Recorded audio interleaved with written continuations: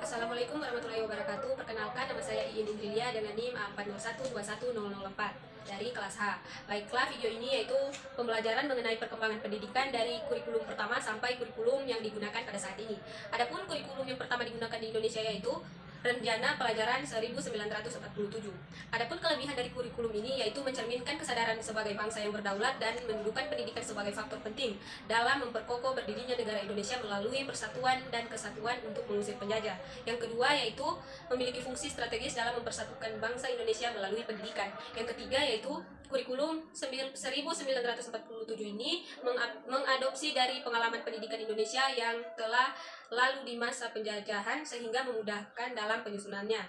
Adapun kekurangannya yaitu dibayangi pendidikan zaman penjajahan sehingga mengarah pada pola pengajaran dari penjajah. Yang kedua yaitu memiliki orientasi ranah kognitif dan psikomotorik namun lebih dominan ranah efektif. Dan yang ketiga yaitu belum diterapkan di sekolah-sekolah sehingga belum memberikan dampak pada terlaksananya pendidikan dan terbentuknya bangsa Indonesia hingga secara resmi dilaksanakan pada tahun 1950. Yang kedua yaitu Rencana Pelajaran Terurai 1952.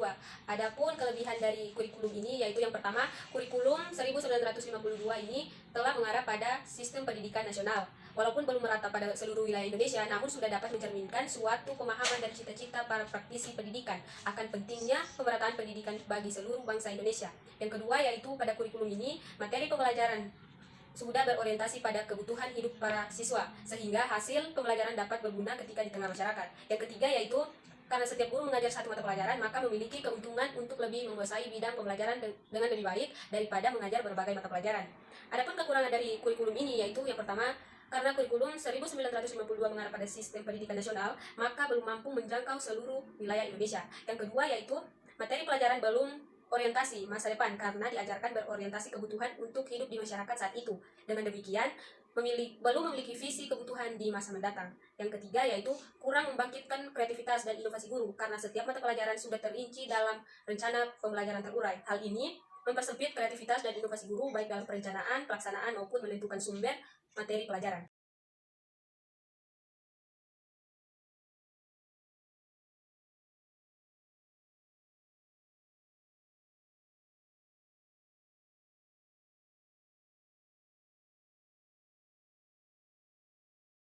Adapun kelebihan dari kurikulum Rencana Pendidikan 1964 ini yaitu yang pertama sudah mengembangkan ranah kognitif, efektif, dan psikomotorik. Yang kedua yaitu ranah kognitif merupakan kemampuan pada segi keilmuan, sedangkan ranah efektif merupakan kemampuan pada segi sikap, dan psikomotorik yaitu kemampuan siswa pada segi keterampilan, di mana ketiganya ini merupakan faktor penting dalam pembentukan kepribadian manusia setelah menjadi prioritas dalam kurikulum ini.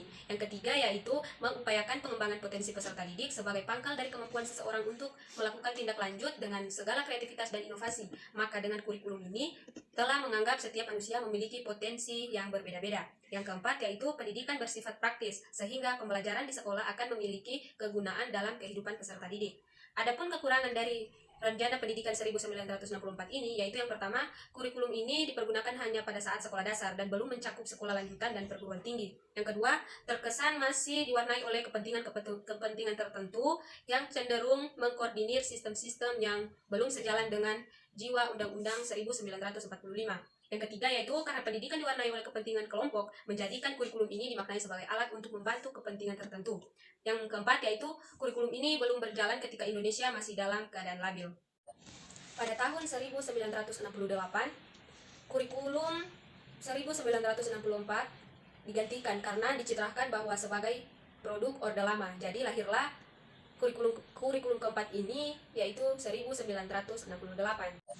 Adapun kelebihan dari kurikulum 1968 ini yaitu yang pertama, telah dikembangkan dalam nuansa otonomi di mana semua komponen kurikulum dilaksanakan oleh sekolah. Yang kedua, sistem pembelajaran di ruangan kelas diserahkan kepada masing-masing guru dan yang lebih penting yaitu tujuan pendidikan dapat tercapai. Yang ketiga, kurikulum ini berupaya mendorong pengembangan kreativitas dan persaingan kompetitif di antara daerah, sekolah, dan guru untuk mengembangkan kurikulum.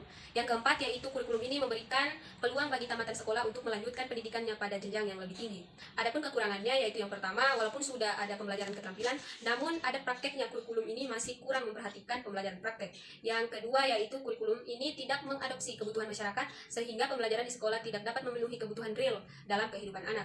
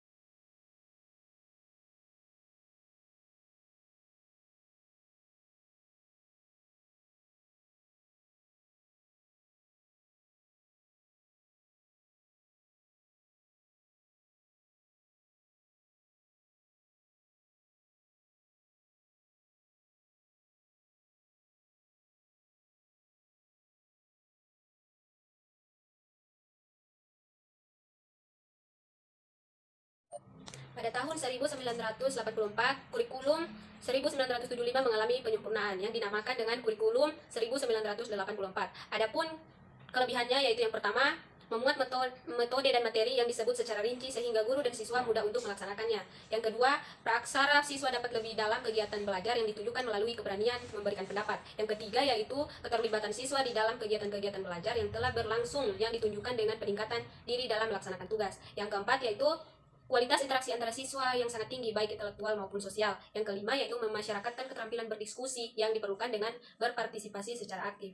Adapun kekurangan dari kurikulum ini yaitu banyak sekolah kurang mampu menafsirkan CBSA. Yang terlihat adalah suasana gaduh di ruangan kelas lantaran siswa berdiskusi. Di sana sini ada tempelan gambar dan yang mencolok guru tidak lagi menggunakan metode ceramah. Yang kedua yaitu ada ketergantungan pada guru dan siswa pada materi dalam suatu buku teks dan metode yang disebut secara rinci sehingga membentuk guru dan siswa yang tidak kreatif untuk menemukan metode yang dapat dan memiliki sumber belajar sangat terbatas. Yang ketiga yaitu dapat didominasi oleh seorang atau sejumlah siswa sehingga dia menolak pendapat peserta lain.